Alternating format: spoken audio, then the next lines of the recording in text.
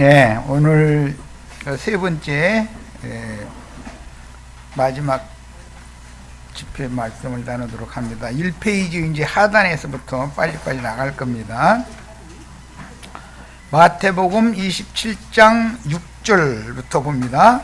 대제사장들이 그 은의 배경은 오전 2시간에 충분히 말씀 나눴어요. 실제 요셉의 몸값이었는데 하나님의 아들이시지만 종으로 희생해서 헌신하시고 아버지의 일을 위해서 자신의 한 몸을 속죄제물로 바치신 예수의 종의 몸값에 대한 상징이었어요. 그 은을 거두며 이르되 이것은 피값이라 성전구에 넣어둠이 옳지 않다 하고 의논한 후 이것으로 토기장이의 밭을 사서 스가랴 11장 아까 읽었죠? 예. 이거 인용의 12장이라고 했는데 11장입니다. 예, 저기 인쇄가 잘못됐네. 11장이에요. 11장 4절로 17절 인용한 거예요. 그러므로 오늘날까지 그 밭을 피밭이라 일컫느니라.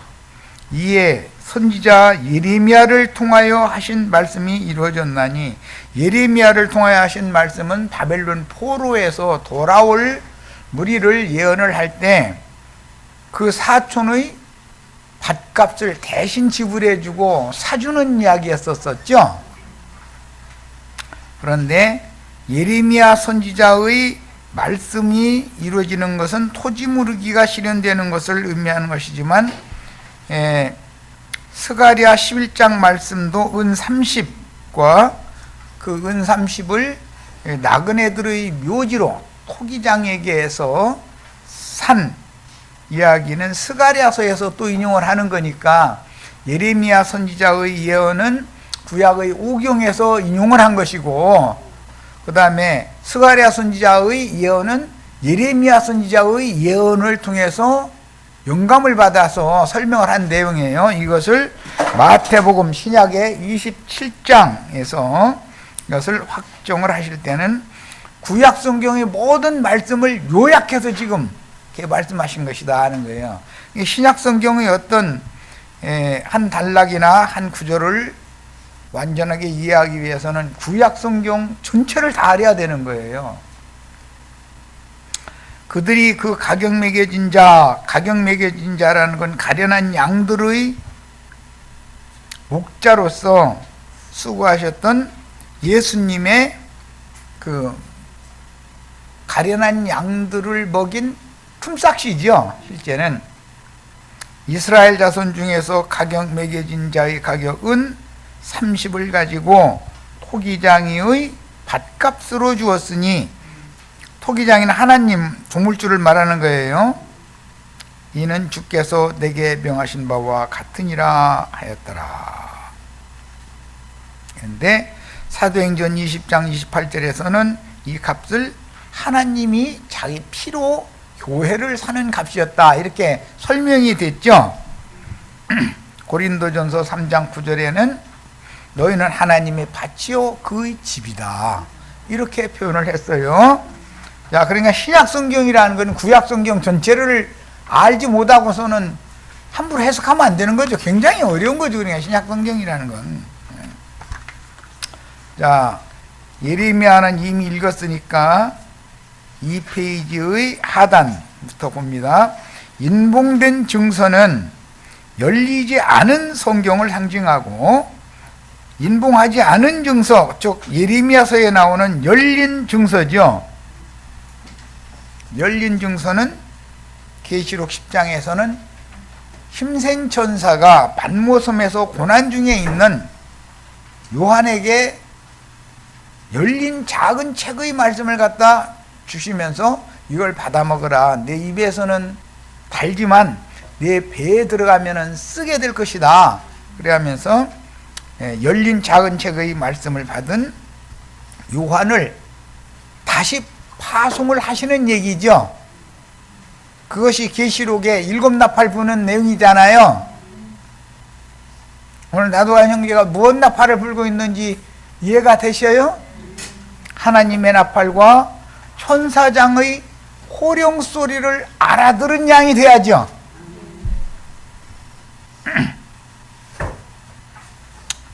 열린 성경인 힘센 전사가 증인들에게 맡기신 작은 책을 상징하며 물러야 할 근족의 밭값 은 30세겔이나 선지자는 계약금으로, 예레미야 선지자는 17세겔을 계약금으로 주고 계약을 체결을 했죠.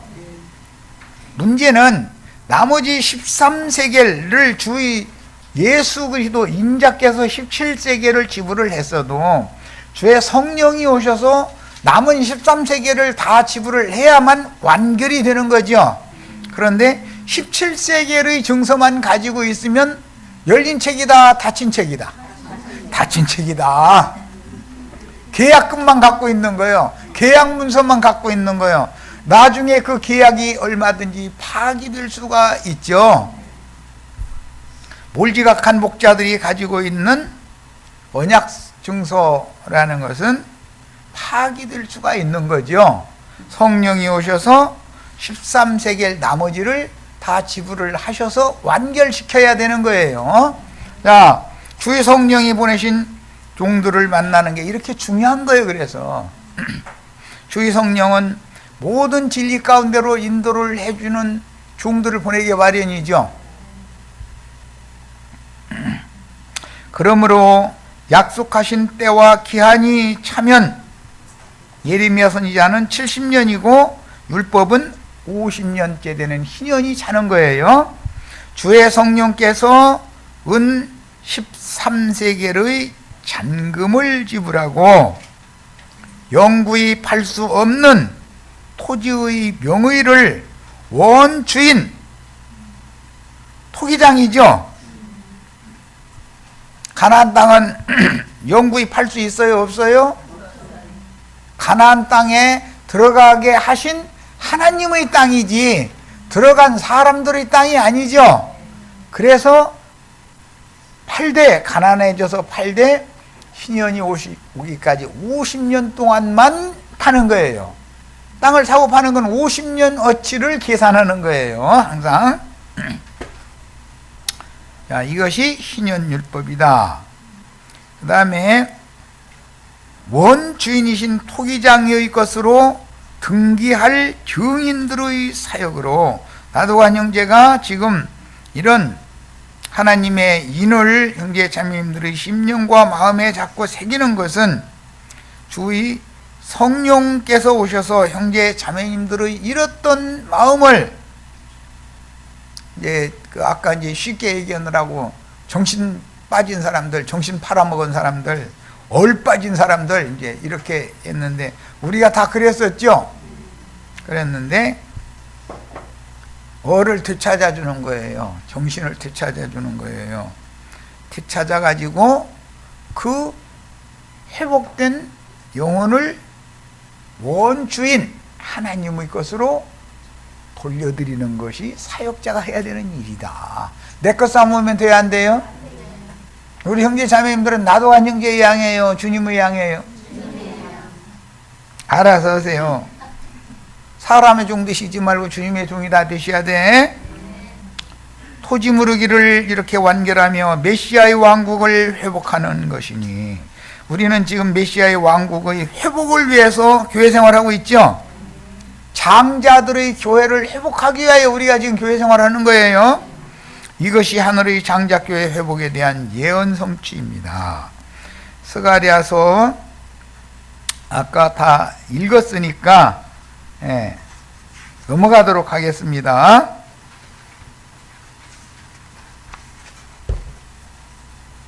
목자의 기구 다 뺏긴 목자들은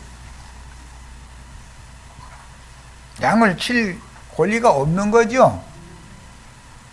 해고당했잖아요. 목자장 예수께서 한 달째 셋을 해고시켰는데 하는 짓거리가 왜 그런다고요? 땅의 영광을 구하고 자기 자랑을 삼고 자기 영광만 구하고 이 땅에서 복음과 함께 고난을 받으라는 말씀이나 이 생에서 삭슬 미리 받은 자는 주님 앞에서는 분깃이 없다고 하는 말씀에 대해서는 깨달음이 있다 없다? 그런 사람들은 해고할 수밖에 없는 거다 이거예요. 말귀를 잘 알아듣고 충성되게 헌신하다가 예수님과 사도들이 앞서서 간 그대로 피의 양을 채우고 순교자의 수를 채우는 증인들을 만나는 것이 무슨 일인지를 아셔야 돼요. 이게.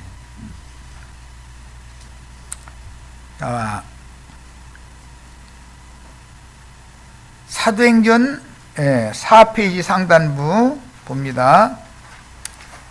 1장 16절로 26절 형제들아 성령이 다윗의 입을 통하여 가룟 유다에 대해서 지금 증거하고 있는 거예요. 사도행전에는 가룟 유다가 마태복음 27장에는 스스로 뉘우쳤는데 그게 뉘우치고 무지한 피를 판 값을 물러달라고 그러니까 모르겠다고 그러니까 안 받아들여졌죠.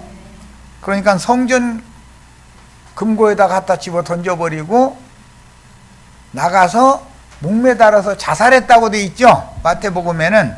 그런데 사도행전에는 가룟 유다가 실제로는 목매달아서 자살을 했는데 그것을 영적으로 해석을 하는 거예요. 지금 사도행전에서는. 형제들아 성령이 다윗의 입을 통하여 예수 잡는 자들의 길잡이가 된 유다를 가리켜 미리 말씀하신 성경이 응하였으니 마땅하도다.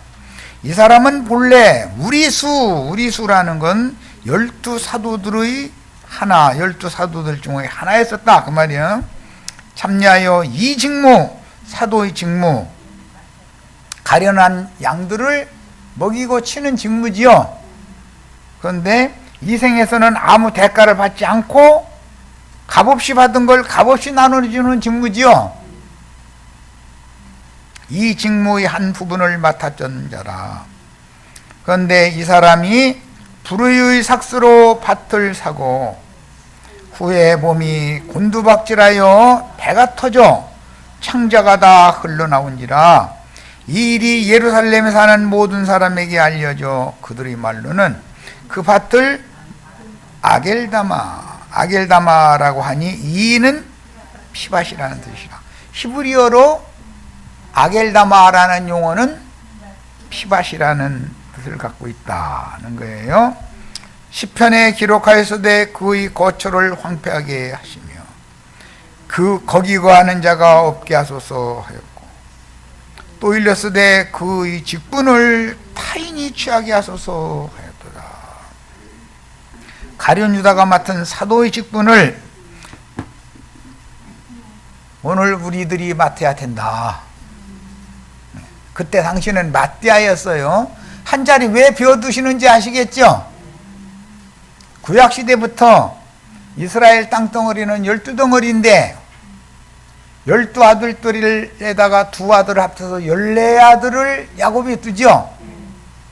그러면 기업을 상속받을 때 레위지파는 땅에 기업이 없으니까 이미 레위지파는 제사장 지파이기 때문에 땅에 기업이 없고, 그런데 자칭 레인이라 하는 사람들, 목사님들은 땅에서 이미 기업을 너무 많이 받아가지고 난리죠.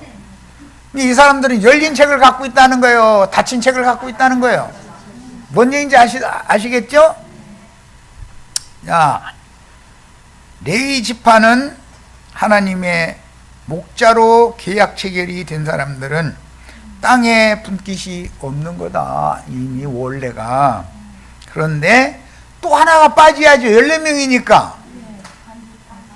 예, 단지파가 빠지는 거예요. 그래서 12명 중에서도 가룟 유다가 빠져야 그 자리에 우리 김영숙 자매님, 그 다음에 그 동생 이름이 누구였지? 김정숙 자매님. 마띠아 자리에 들어가는 거예요. 한 사람만 부르려다 두 사람 부르는 게 다 이유가 있어.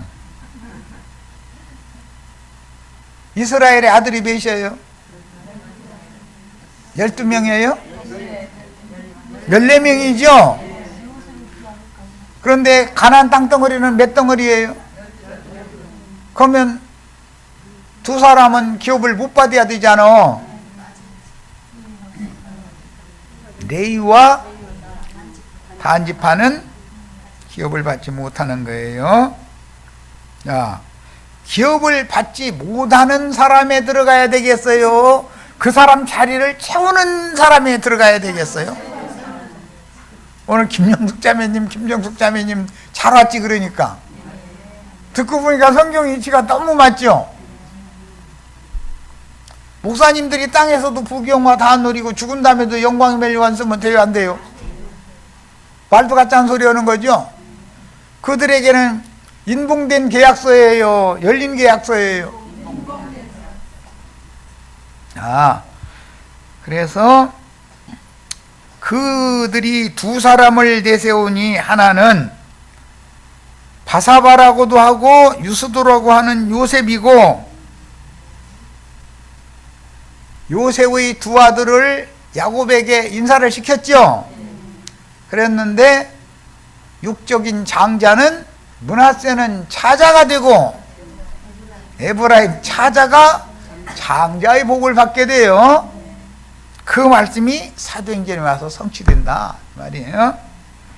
하나는 요셉이고 하나는 마띠아인데, 그들이 기도하여 이르되, 열한 사도가 기도하여 이르되, 뭇 사람의 마음을 아시는 주여 이 두 사람 중에 누가 주님께 택하신 바 되어 봉사와 및 사도의 직무를 대신할 자인 이를 보여주시옵소서.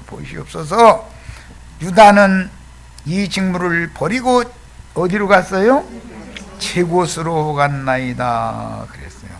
그런데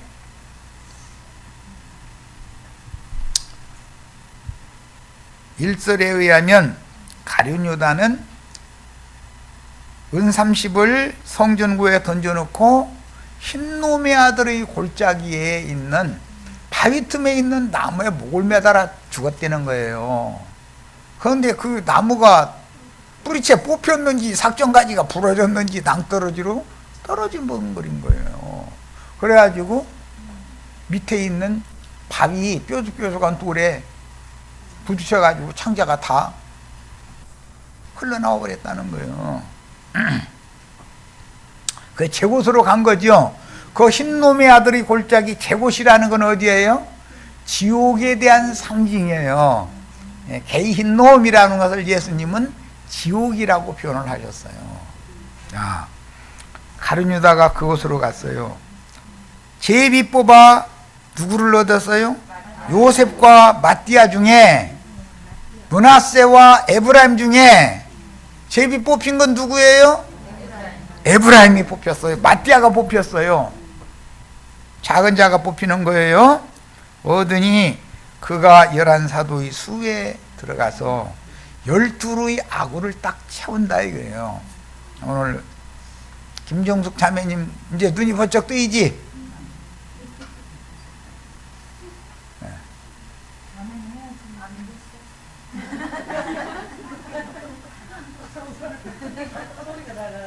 저기 서울대학교 여기 공학과에서 예식원대 가봤는데 신부는 네 하고 대답했는데 들렸다고 그러대. 그런데 신랑은 막 크게 했는데도 안 들려 다시 해봐 그러대. 그러니까 막 더 크게 하더만 이제. 자, 마띠아라는 이 용어는 구약 성경에는 마따디아라는 용어인데, 이 마따디아는 여호와의 선물이라는 뜻을 갖고 있어요. 자, 우리 형제 자매님들은 구원받은 것이나 장자권을 얻은 것이 나의 노력이나 나의 수고나 나의 잘남으로 된 거예요? 여호와의 선물이에요? 여호와의 선물로 12사도의 직분을 그 중에 가룟유다 자리에다가 나를 갖다 넣으려고 예수님이 이렇게 우주 경영을 하신 거죠.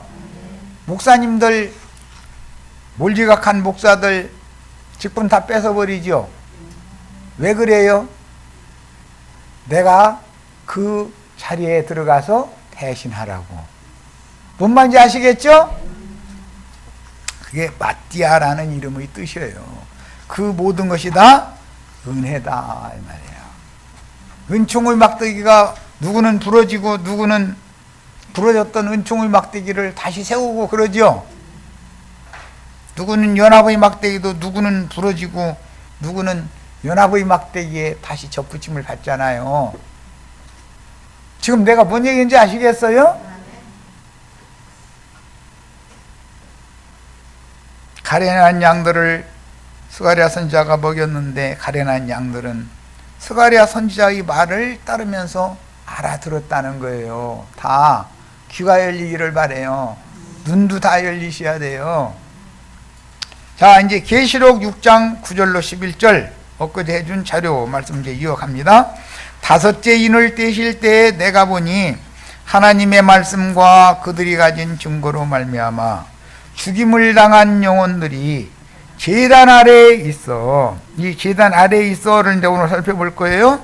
큰 소리로 불러 이르되 거룩하고 참되신 대주제여, 땅에 거하는 자들을 심판하여 우리 피를 갚아주지 아니하시기를 어느 때까지 하려 하시나이까. 하나님은 반드시 무지한 피를 흘린 피값을 갚는 신원자이시며 그 때와 기한을 정해두시고 우주를 경영하시는 것을 꼭 믿으셔야 되겠어요. 신년이라는 것이 정해져 있죠. 바벨론 포로에서 돌아오는 때라는 건 정해져 있는 거죠. 하나님은 아무 생각도 없이 시도 때도 없이 어떤 일을 하는 분은 아니다. 어느 때가 되면 어떤 말씀을 맡은 종을 보내서 여전히 그분은 일을 해나가십니다. 차착 없이 해나가신다.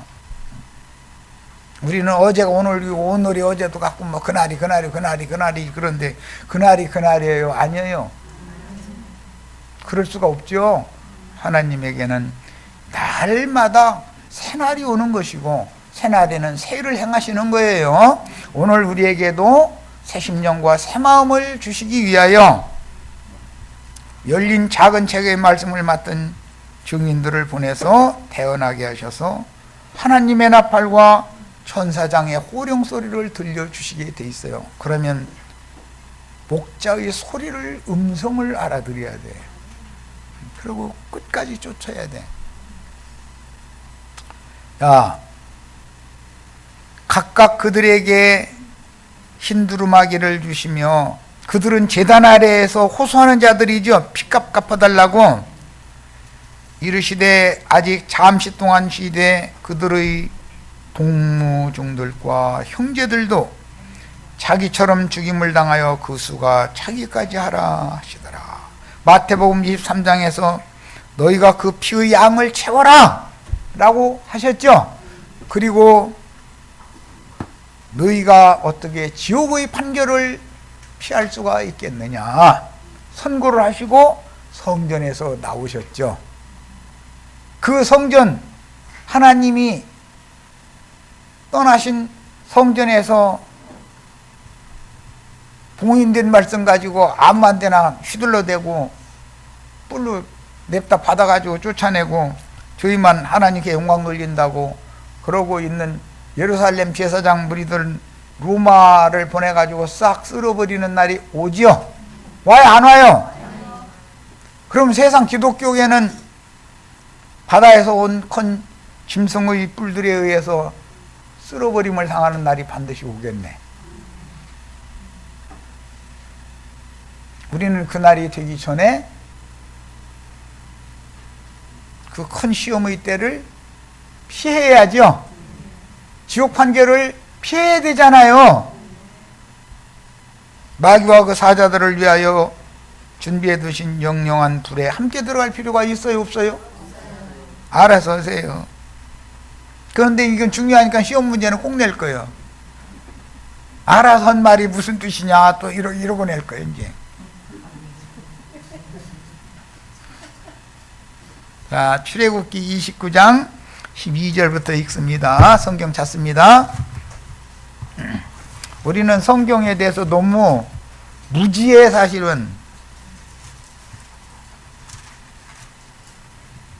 29장 12절. 자, 정신들이 읽습니다. 그 피를 네 손가락으로 제단 뿔들에 바르고, 제단 뿔이라는 것은 힘센 황소의 뿔로 상징이 됐죠. 남종과 여종 들 받아가지고 쫓아내잖아요, 진 밖으로. 그런데 제단 뿔은, 제단의 뿔들은, 내 모퉁이에 있는 뿔들은 구원의 능력이 있는 뿔이다 이거예요. 그런데 교권을 가진 자들의 뿔은 받아 죽이는 뿔이죠. 제단의 뿔은 죽을 죄를 진 사람도 구원해 주시는, 용서해 주시는 뿔이에요. 그 피 곧 전부를 뿔에 바르고 남은 피가 있어요. 성경에 제사를 드리는 제사법에는 반드시 기념제물이라는 것이 있고 나머지 제물이 있어요. 예를 들어서 소제를 드릴 때는 고운 가루 서마를 소제물로 취하시지만 실제는 제사장이 한 움큼씩 집어서 제단불에 던져서 태우는 그 소제 가루, 고운 가루가 있죠. 전병이나 떡을 만들어도 12광주리를 만들게 돼 있잖아요, 원래 제물로는. 그런데 12광주리를 다 제단에다 불사르는 건 아니죠. 맨 위에 있는 기념 제물의 전병과 떡을 제단에다가 찢어서 제단에다 던져서 태운단 말이에요. 그건 기념 제물이다 그래요. 나머지는 제사장들이 먹는 거예요. 나머지는. 야, 피도 제단에 뿌리고 휘장에 뿌리고 지성소에 뿌리고 하는 기념제물의 피가 있고, 소나 양을 잡으면 피가 그것만 나오는 건 아니잖아요. 많은 나머지 피는 어떻게 하는지를 이제 보는 거예요. 자, 그 피를 네 손가락으로 제단 뿔들에 바르고, 이건 기념제물의 피지요. 그 피 전부를 남은 거예요. 이제 제단 밑에 쏟을지며 그랬어요. 제단 밑에는 남은 피를 쏟는 핏그릇이 있다 이 말이죠. 이런 율법을 알아야 제단 아래에 있는 영혼들의 호소와 탄식이 무엇을 의미하는지를 알 수 있는 거다 이거예요. 예수께서 흘린 피의 양으로 끝난 게 아니죠. 그 피를 우리와 우리 자손들에게 돌려달라고 했기 때문에 하나님의 말씀과 저희 가진 증거를 인하여 목배임을 받은 영혼들은 제단 아래에서 지금 호소를 하고 있다 이거예요. 이것은 아벨의 피로부터 상징이 되어져 왔죠. 아벨의 피는 땅속에서 여호와 하나님께 호소했죠. 자, 이번에는 레위기로 갑니다. 4장 7절. 4장은 속죄제사죠. 레위기 4장. 4장 7절을 봅니다. 제사장은 또 그 피를 성소의 휘장 앞에 7번 뿌린 건 기념제물이고, 여호와 앞 곧 회막 안 향단 뿔들에다가 바르고, 이건 기념제물이에요. 그 송아지의 피, 남은 피 전부를 회막문 앞 번제단 밑에 쏟을지며. 기념제물이 아닌 제물이 흘린 피지만, 기념제물, 제사로 실제 쓴 피도 있고 남은 피도 있다 이 말이죠. 하나님의 말씀과 저희가 가진 증거로 말미암아 목배임을 받은 자들이 피를 갚아달라고 그러잖아요. 그러니까 이 우리의 피라는 것은 남은 피지요. 나머지 피지요. 예수님이 앞서 흘린 피가 있고 우리의 피가 있단 말이야. 이것이 짝이 맞아야 된다 이거예요. 17세겔만 지불한 것으로 끝나면 돼요, 안 돼요? 나머지 13세겔을 채워야 되는 거죠. 레위기 5장 9절을 봅니다. 5장 9절. 그 속죄제물의 피를 제단 곁에 뿌리고, 여기 제단 곁에 뿌리라라는 말은 엊그제 내가 말씀드렸는데, 반역자들의 놋 향로를 다 걷어가지고 편철로 만들어서 제단을 둘러싸지요. 놋제단 사방에다가 뿌리는 거예요. 뿔에다만 바르는 게 아니고. 그리고도 남은 피는, 그러니까 기념제물이 아니고 남은 피가 있겠죠. 제단 밑에 여기는 흘려라 라고 되어 있어요. 흘릴지니. 그러면 제단 밑에 통로를 통해서 멀리 흘러가게 만들어져 있다. 그래서 피의 흐름 얘기가 나오는 거예요. 어떤 자들의 피를 흘리니까 말굴레까지 닿는다는 말씀이 계시록에 나오죠. 육으로 봉사하는 말굴레라는 건 입 아구를 말하는 건데, 큰 예배당에 목사님 주둥이에까지 저주받은 자들의 피가 닿는다는 거잖아요. 이해되셔요? 뭔 말인지? 그건 저주의 피잖아요. 저주의 피는 말굴레까지 닿게 흘러간다는 거잖아요. 그런데 오늘 우리는 축복의 피를 마시러 왔어요. 나도간 형제의 입에도 주님이 흘린 피가 흘러나가고 있죠. 그럼 형제 자매님들의 심령에 피가 흘러 들어가야죠. 긴 설명 없이 뭔 얘기를, 성경 이야기를, 이 나머지 피를 흘린다는 말을 설명하느라고 지금 여기까지 한 거예요. 나도한 형제가 예수께서 흘리신 피의 양을 채우는 증거의 말씀이, 그 말이 굴레라고 하는 육신을 입고 있지만 그 입에서 흘러나와야 형제 자매님들의 심령에도 흘러 들어갈 거 아니야. 이건 이제 비유요.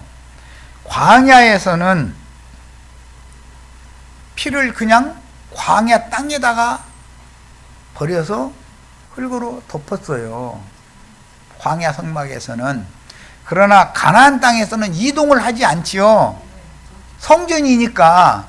그러니까 성전 마당에 흙으로 계속 덮을 방법이 없잖아요. 이동을 안 하니까.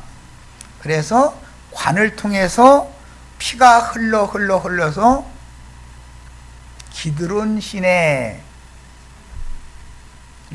흘러가게 그렇게 만들어놨다 이거예요. 기드론 시내는 전에 내가 설명했는데 와디라고 그래서 비가 올 때는 개천이 되지만 비가 멎으면 모래장불 아래 물이 흡수되어 있고 마른 사막이 돼버리는 거예요. 그런 것 보고 와디라고 그래요. 히브리 말로는. 기드론 시내는 그런 시내다 이거예요. 평상시에 가물 때는 물이 없는 시내예요. 그런데 홍수만 지면 갑자기 물도랑이, 그곳으로 물도랑이 생겨서 흘러가는 그런 곳이고, 거기에는 모래장불이고 밑에는 물이 있다 이거예요. 이해하셨어요? 자, 광야의 제사와 가나안 땅의, 광야의 성막 제사와 가나안 땅의 성전 제사에 남은 피를 처리하는 방식이 달랐다는 거예요. 이 두 가지를 잘 기억해 두셔야 돼요. 자, 이번에는 레위기 8장 15절을 읽겠습니다.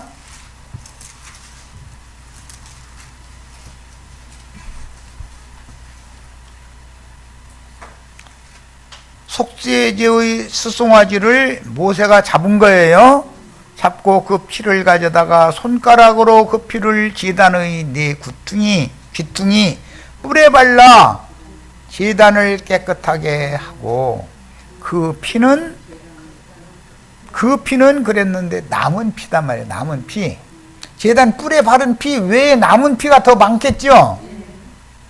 그 피는 제단의 네 귀퉁이 뿔에 발라 제단을 깨끗하게 하고 그 피는 제단 밑에 쏟아 제단을 속하여 거룩하게 했다. 기념제물의 피가 있고 남은 피가 있죠. 그런데 그 남은 피를 그냥 남은 피라고 하지를 않고 관사를 붙여서 그 피라고 그랬어.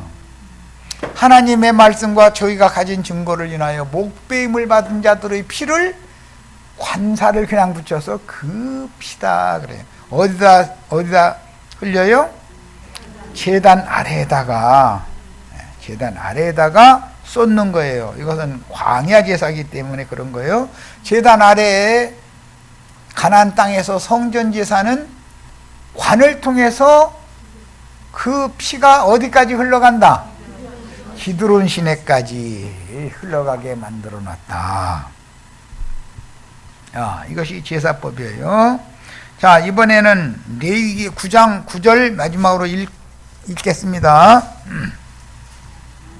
아론의 아들들이 그 피를 아론에게 가져오니 아론이 손가락으로 그 피를 찌고, 이것은 위임식 제사에 쓰는 피지요.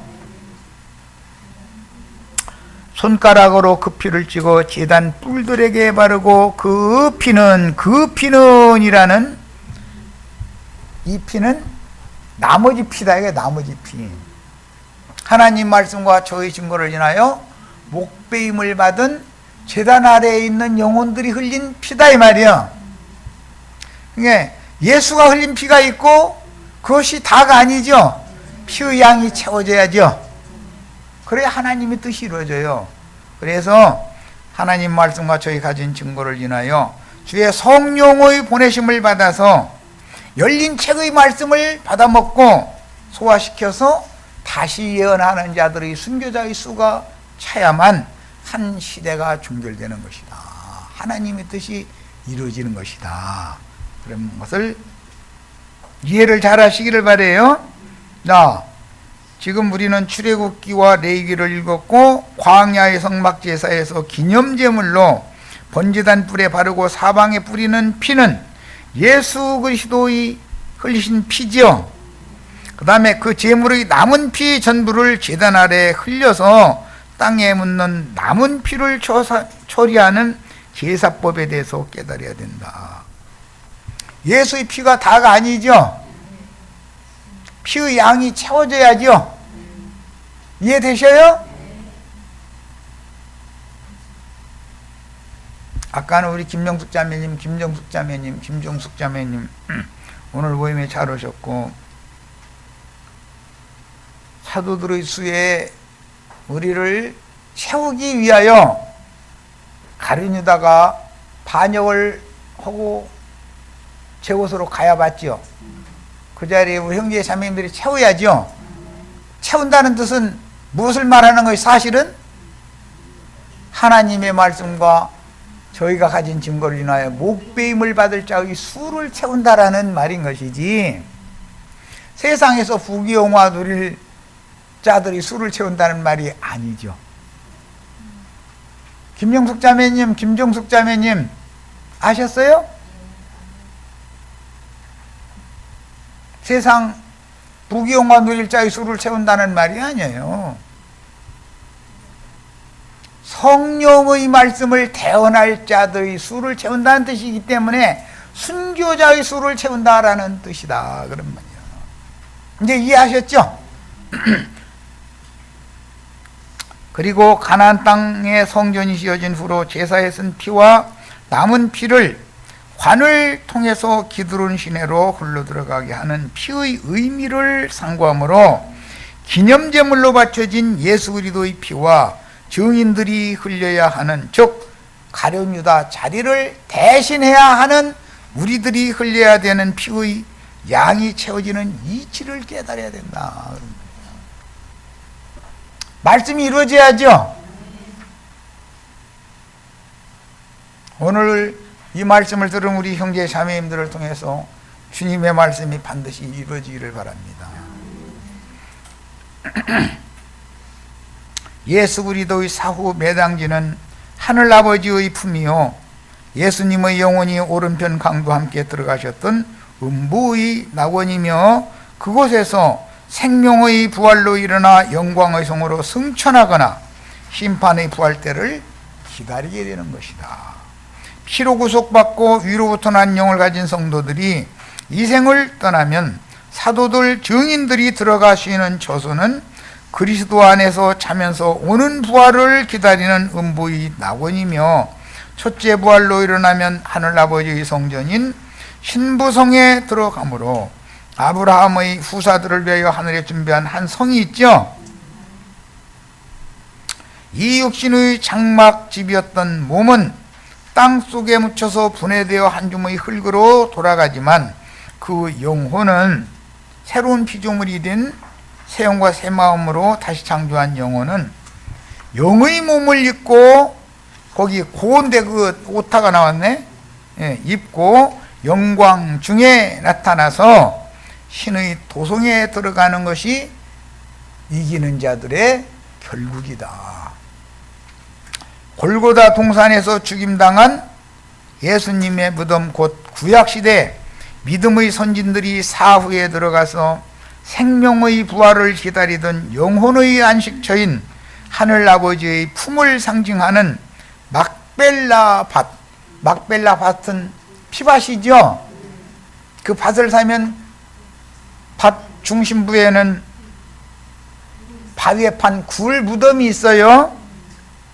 여기에 장사되는 것은 구약시대의 믿음의 선진들이 돌아가신 그곳, 즉 이스라엘이 돌아갔던 그 열조에게로 돌아가는 것이며, 언제까지? 예수님이 부활하시는 때까지를 기다리게 된다. 부활한 예수 그리스도의 생명을 얻은 우리는 두 증인들이 실천과 함께 부활하는 때를 기다리는 거죠. 한 시대 한 시대를, 구약시대의 끝과 신약시대의 끝을 얘기했어요. 아브라함, 이삭, 야곱의 하나님께로 돌아가서 메시아, 그 그리스도의 부활을 기다리던 음부의 낙원이 예시적으로 아브라함이 해쪽 속에서 고대에 통용하던 은 400세기를 주고 산 밭이었는데, 이 밭이 토기장의 밭에 대한 상징이 되었고, 그것이 영원한 안식처, 나그네들의 안식처가 되었다.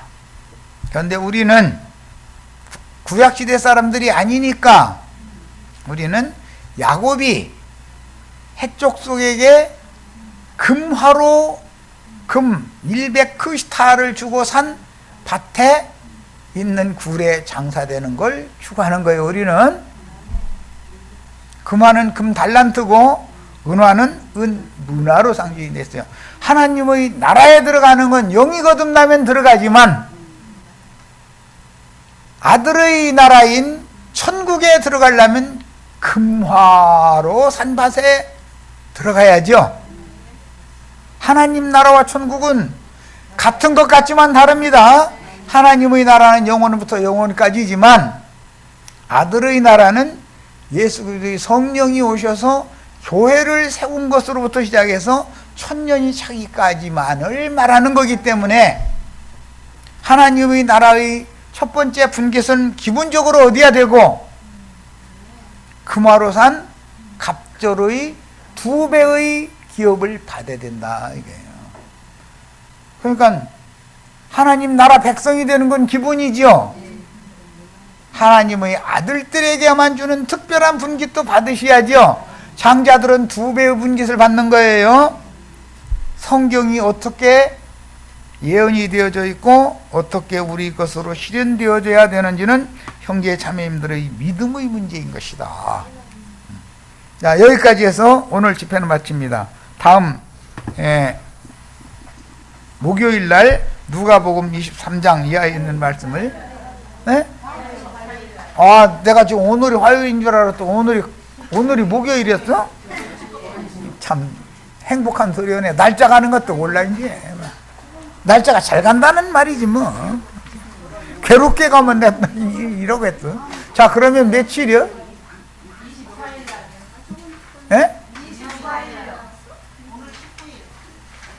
24일 날 집회가 있어?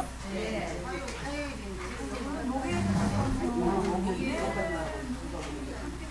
24일 날은 내가 집회를 못하고